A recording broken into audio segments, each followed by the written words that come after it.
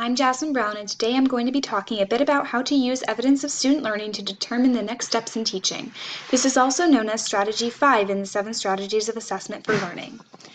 After our readings for this course and my personal observations in the classroom, it is apparent to me the importance of this strategy.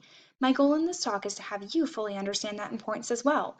We'll be talking about the types of learning needs, how to identify them, and strategies we can use to correct them. Strategy 5 stresses the importance of the establishment of something called a feedback loop in the classroom. This feedback loop shown here starts with initial instruction leading to student action or practice. For example, I teaching an introduction to a topic to students would be the initial instruction, then them filling out or labeling a diagram would be the student action. From there, we see student and teacher analysis. At this point, teachers have the option of either allowing students to revise their work based on feedback or to provide further instruction to those that need it. Finally, their summative assessment would be their final grade for the unit. Teachers must do 3 things in order to incorporate the feedback loop in their classroom. 1, figure out where students are in their learning and how they learn. 2, have a repertoire of teaching strategies that can aid in those different learning styles. And 3, plan time to take action on the basis of information provided by this analysis. Every student is different, and in every education course, professors talk about differentiating your teaching to accommodate their learning styles.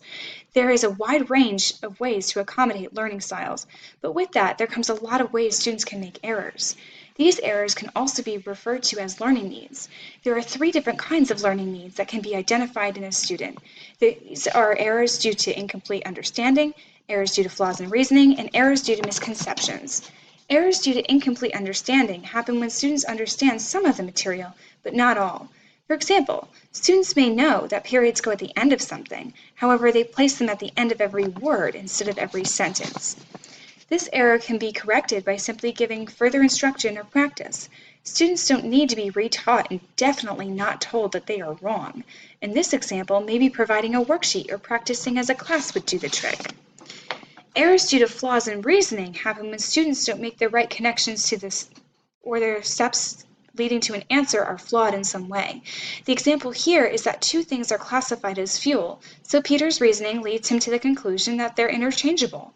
However, this is very incorrect, for they are 2 fuels for very different machines.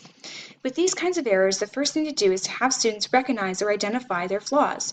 You can do this by using strategies 1 and 2, providing clear learning targets and giving examples of strong and weak work. If you start with these strategies, it may prevent these flaws from occurring altogether.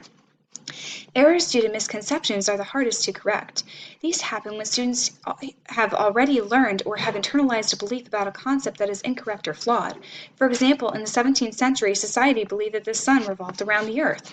The key here is to have students make a conceptual change where they literally give up their previous understanding and adopt the accurate one.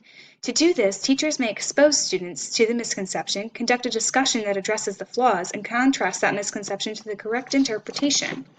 There are a couple of tools to diagnose the type of errors being made. Learning trajectories and different diagnostic assessments provide great diagnostic information. Learning trajectories can be used to design instruction because they provide evidence for what students will find difficult to understand in a certain concept.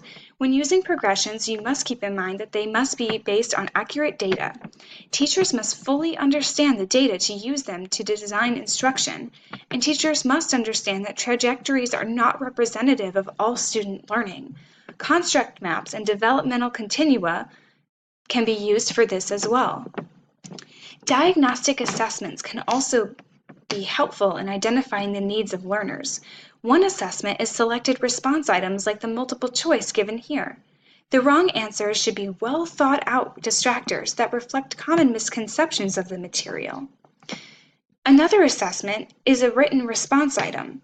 These should be evaluated using a scoring list or rubric, either general or task-specific, to allow for consistent grading. The purpose of diagnosing these errors is to avoid reteaching the concepts. If the types of errors can be identified at the beginning of the lesson or unit, or even before, then we can plan accordingly to design instruction to address current misunderstandings and prevent more from occurring. Pre-assessments and data from previous years can be used to know what errors to expect. After you've applied this strategy, hopefully your students look like this. Thank you for listening. I hope you learned a lot and are able to use this strategy with your future students as well. Happy teaching! Bye!